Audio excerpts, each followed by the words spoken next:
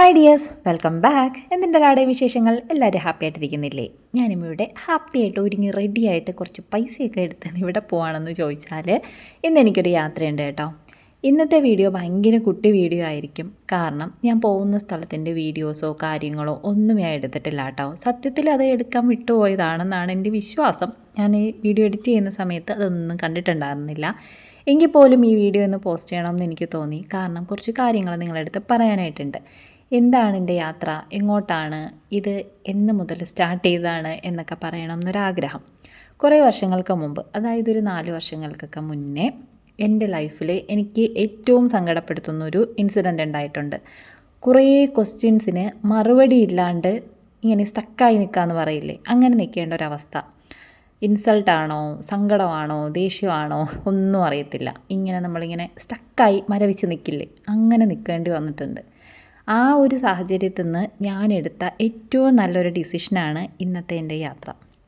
ഈ 4 വർഷമായിട്ട് ഇടയ്ക്കിടയ്ക്ക് ഞാൻ എടുക്കാറുള്ളതാണ് കേട്ടോ ഈ ഒരു ട്രിപ്പെന്ന് പറയുമ്പോഴത്തേക്കും നമ്മുടെ കയ്യിൽ 1 രൂപ എടുക്കാനില്ലെങ്കിൽ, അല്ലെങ്കിൽ നമ്മുടെ സ്വന്തമെന്ന് പറയാൻ വേണ്ടിയിട്ട് നമ്മുടെ അധ്വാനത്തിൽ നിന്നല്ല ഏണിങ്സ് നമ്മൾ ഉണ്ടാക്കുന്നത്, നമ്മുടെ കാര്യങ്ങളൊക്കെ ചെയ്യുന്നതെന്നുണ്ടെങ്കിൽ നമ്മൾ കേൾക്കേണ്ടി വരുന്ന കുറേ ക്വസ്റ്റ്യൻസ്, അല്ലെങ്കിൽ എന്താ പറയുക, പരിഹാസമെന്നോ കളിയാക്കലെന്നോ നമ്മുടെ നിസ്സഹായ അവസ്ഥയെന്നോ എന്ത് വേണമെങ്കിലും അതിന് വിളിക്കാം കേട്ടോ.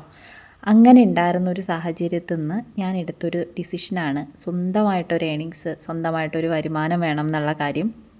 ഓൾറെഡി ഞാൻ സ്റ്റിച്ച് ചെയ്യും, ഫാഷൻ ഡിസൈനിങ്ങിൻ്റെ സംഭവങ്ങളൊക്കെ എനിക്കറിയാം. പക്ഷേ അതൊന്നും പ്രോപ്പറായിട്ട് കൊണ്ടുപോകാനോ കാര്യങ്ങളോ ഒന്നും എനിക്ക് പറ്റിയിട്ടുണ്ടായിരുന്നില്ല.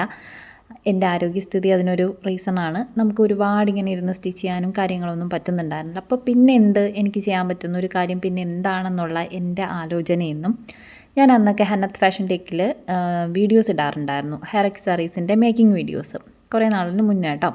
അങ്ങനെ ഇടുന്ന സമയത്ത് അതിൽ നിന്ന് ഇങ്ങനെ കിട്ടിയ ഒരു ഐഡിയ ആണ് നമുക്ക് എന്തുകൊണ്ട് ഹെയർ അക്സസറീസിൻ്റെ മെറ്റീരിയൽ സെയിൽ ചെയ്തുകൂടാ എന്നുള്ള കാര്യം. അങ്ങനെ പതിയെ സ്റ്റാർട്ട് ചെയ്ത് തുടങ്ങിയതാണ് നമ്മുടെ ഹെയർ അക്സസറീസിൻ്റെ സെയിൽ. ഓൺലൈൻ സെയിലാണ് കേട്ടോ. ആദ്യം ഞാൻ എൻ്റെ വീട്ടിനടുത്തുള്ള ഷോപ്പിലൊക്കെ സാധനങ്ങൾ പോയി എടുത്തിട്ട് മേക്ക് ചെയ്ത് കൊണ്ടുവന്നിട്ട് സെയിൽ ചെയ്യുന്നുണ്ടായിരുന്നു. അത് കഴിഞ്ഞ് പതിയെയാണ് സ്റ്റെപ്പ് ബൈ സ്റ്റെപ്പായിട്ട്, ഞാൻ പോലും അറിയാതെ എന്ന് വേണമെങ്കിൽ പറയാം, ഓൺലൈനിലായിട്ട് നമ്മുടെ സെയിലും കാര്യങ്ങളൊക്കെ നടക്കാനായിട്ട് തുടങ്ങിയത്. അപ്പോൾ അന്ന് മുതൽ സാധനങ്ങൾ ഇങ്ങനെ ഓരോ സ്ഥലത്തുനിന്ന് പർച്ചേസ് ചെയ്യലും അതിൻ്റെ സെയിലും ഒക്കെയാണ് ഞാൻ ചെയ്തുകൊണ്ടിരിക്കുന്നത്. ഞാൻ പറഞ്ഞില്ലേ, എൻ്റെ ലൈഫിൽ ഞാൻ എടുത്ത ഏറ്റവും അടിപൊളിയായിട്ടുള്ളൊരു തീരുമാനം തന്നെയായിരുന്നു ഒരു ഏണിങ്സ് ഉണ്ടാക്കുക എന്നുള്ളത്.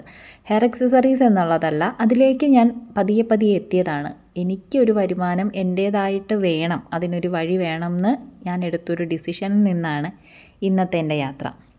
എല്ലാ പെൺകുട്ടികൾക്കും വേണ്ട ഒരു അടിപൊളിയായിട്ടുള്ളൊരു സംഭവം എന്താണെന്ന് ചോദിച്ചാൽ സ്വന്തം ഒരു ഏണിങ്സാണ് കേട്ടോ. നമുക്ക് നമ്മുടെ കാര്യങ്ങൾ ചെയ്യാൻ പറ്റുന്ന, നമ്മുടെ പാർട്ട്ണറിനെ ഹെൽപ്പ് ചെയ്യാൻ പറ്റുന്ന, നമ്മുടെ മക്കളുടെ ആഗ്രഹങ്ങൾ സാധിച്ചു കൊടുക്കാൻ പറ്റുന്ന, അങ്ങനെ കുറേ കാര്യങ്ങൾ ലൈഫിൽ നമുക്ക് അടിപൊളിയായിട്ട് കിട്ടണം എന്നുണ്ടെങ്കിൽ അതിന് ഏറ്റവും ഇമ്പോർട്ടൻ്റ് ആയിട്ടുള്ളൊരു കാര്യം എന്ന് പറയുന്നത് മണി തന്നെയാണ് കേട്ടോ, പൈസ. നമ്മുടേതായ, നമ്മൾ അധ്വാനിച്ച് കഷ്ടപ്പെട്ട് ഉണ്ടാക്കുന്ന പൈസ, അതിന് ഭയങ്കര അടിപൊളിയായിട്ടുള്ള ഒരു എന്താ പറയുക, റെസ്പെക്റ്റ് എന്നോ വാല്യൂ എന്നോ എന്ത് വേണമെങ്കിലും പറയാം കേട്ടോ. അപ്പോൾ എൻ്റെ യാത്ര കൊല്ലത്തേക്കായിരുന്നു. അവിടെ പോയി തിരിച്ച് ഞാൻ വീട്ടിൽ അടുത്ത് വന്നിട്ടുണ്ട് കേട്ടോ. അപ്പോൾ ഇവിടെ ഒരു കുട്ടി ആളിനെ കണ്ടിട്ടുണ്ട്, അപ്പൂൻ്റെ, അതായത് എൻ്റെ ബ്രദറിൻ്റെ കുഞ്ഞിവിടെ ഉണ്ടായിരുന്നു കേട്ടോ. അപ്പോൾ വീട്ടിൽ വന്നു, അവനെയും കണ്ട്. ഞാൻ ഈ പോയ സ്ഥലങ്ങളിലെ വീഡിയോസോ കാര്യങ്ങളോ ഒന്നും എടുത്തിട്ടുണ്ടായിരുന്നില്ല കേട്ടോ. എന്നിട്ട് തിരിച്ച് ഞാൻ വീട്ടിൽ പോയി. അന്ന് തന്നെ ഒരു മാരേജ് അറ്റൻഡ് ചെയ്യാനുണ്ടായിരുന്നു, അപ്പം അവിടേക്കും പോയിട്ടുണ്ടായിരുന്നേ. ഞാനിത് കുറച്ച് ക്ലിപ്പിങ്സുകൾ, അന്നത്തെ ദിവസത്തെ എൻ്റെ യാത്രയുടെ ക്ലിപ്പിങ്സ് ഇങ്ങനെ എടുത്ത് വെച്ചിട്ട് ജസ്റ്റ് ഒരു വീഡിയോ ആക്കിയെന്ന് മാത്രമേ ഉള്ളൂ. ഇതിൻ്റെ അകത്ത് നിങ്ങൾക്ക് കാണാൻ വേണ്ടിയിട്ട് എന്തെങ്കിലും വീഡിയോസോ കാര്യങ്ങളോ ഉണ്ടോ എന്ന് ചോദിച്ചാലില്ല. എല്ലാം കഴിഞ്ഞ് അന്നത്തെ വീഡിയോസും ഇട്ട് അന്നത്തെ രാത്രിയത്തേക്ക് എനിക്ക് കിട്ടിയ ഓർഡേഴ്സും പാക്ക് ചെയ്തിട്ടാണ് കേട്ടോ ഞാൻ കിടന്നുറങ്ങിയത്. മാഷാ അല്ലാഹ്, എനിക്ക് ഭയങ്കര സന്തോഷമാണ്. കണ്ടോ, കുറേ സാധനങ്ങൾ വലിച്ചു വാരി ഇട്ടിട്ടുണ്ട്. ഇതെല്ലാം നമുക്കിനി അടുക്കി പറക്കി ഒതുക്കി വെക്കേണ്ടതായിട്ടുണ്ട്. ഇന്ന് കൊണ്ടുവന്ന് വിലയിട്ട് ഇന്നത്തെ ഓർഡേഴ്സ് അങ്ങനെ അയച്ചാണ് കേട്ടോ. ഇതൊക്കെ കാണുമ്പോഴത്തേക്കും സത്യം പറഞ്ഞാൽ എനിക്ക് എന്നോട് തന്നെ അഭിമാനം തോന്നാറുണ്ട് കേട്ടോ. നമുക്ക് പറ്റാത്തതായിട്ടൊന്നുമില്ല എന്നൊരു തോന്നൽ.